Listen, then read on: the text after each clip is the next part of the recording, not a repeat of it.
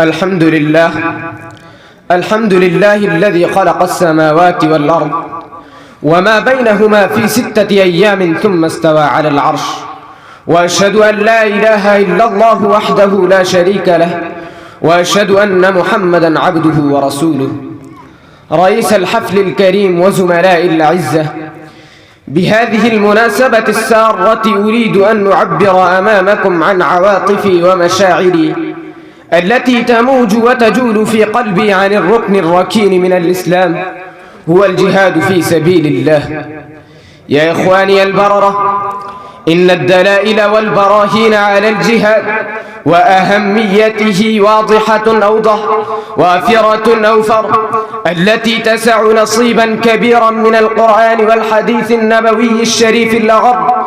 فيقول الله تبارك وتعالى بغاية من الوضوح والبيان: وجاهدوا في الله حق جهاده واقتلوهم حيث ثقفتموهم وقاتلوهم حتى لا تكون فتنة ويكون الدين كله لله وجاهدوا بأموالكم وأنفسكم في سبيل الله. وحث على الاستعداد الحربي فقال: وأعدوا لهم ما استطعتم من قوة. وقال النبي صلى الله عليه وسلم: ارموا يا بني إسحاق فإن أباكم كان راميا. وقال: من قاتل لتكون كلمة الله هي العليا فهو في سبيل الله. وأذن رجل في السياحة فقال: إن سياحة أمتي الجهاد في سبيل الله، وما إلى ذلك من الدلائل الوفيرة الكثيرة. يا إخواني، إن هذا الجهاد لماذا شرع ولماذا أذن له؟ إنه شرع لإعلاء كلمة الله في الأرض، إنه شرع لتطهير الأرض من أرجاس الظلم وأنجاس الجور، إنه شرع لإخراج العباد من عبادة العباد إلى عبادة الله وحده، إنه شرع لإقلاع الجبابرة والفراعنة الذين طغوا في البلاد وأكثروا فيها الفساد، إنه شرع لإقامة الخلافة الإلهية التي تتحدى النظم الجابرة الطاغية التي تستعبد الإنسانية وتستنزف ذخائرها. يا إخواني، إن هذا الركن المتين من الجهاد يطالب من صاحبه أن يكون مسلحا مدججا بالقوة الروحية التامة وبالقوة الإيمانية المتدفقة.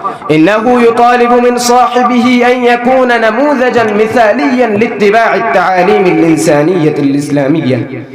إنه يطالب من صاحبه أن يكون عاليا متطهرا من شهوات النفس وغرائزها، وأن يكون بعيدا كل البعد من الرياء والسمعة والشهرة. فبهذه الشروط اللازمة إنه يأتي بالعجيب واللفاعيل، وبهذه الأوصاف الحميدة الكريمة إنه يقوم بدور هام في القضاء بين الحق والباطل، ويستنزل النصر الإلهي من فوق 7 سماوات. فيا إخواني، لا يقوم أساس هذا الجهاد على القوة المادية الظاهرة من القوات والكتائب الباسلة القوية والدبابات والصواريخ السامة والقنابل المدمرة الذرية والجيوش المتسلحة بالأسلحة الحديثة النووية والبنادق المتنوعة والآلات الحربية التي تتسبب إلى الهمجية والوحشية والبربرية، والتي تسفك دم الأبرياء المعصومين فقط، بل الإسلام يدعو أولا إلى الاستعداد الإيماني والروحي، بعد ذلك يوجه عنايته إلى الناحية المادية الظاهرة بعد ذلك. وأنا أكتفي بهذه الكلمات.